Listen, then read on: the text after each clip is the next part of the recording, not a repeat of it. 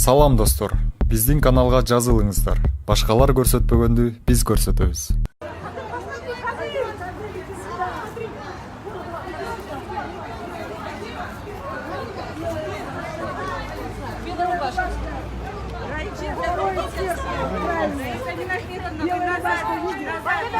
Иди сюда, иди сюда. Не последний этаж, а предпоследний.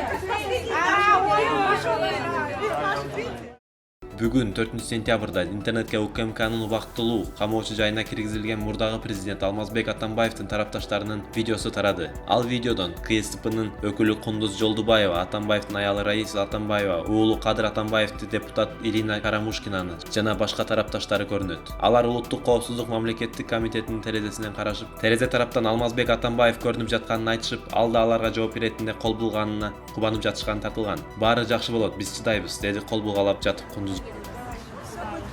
Давайте за руки вот так возьмемся и вот так. Давайте. Давайте. Хорошо.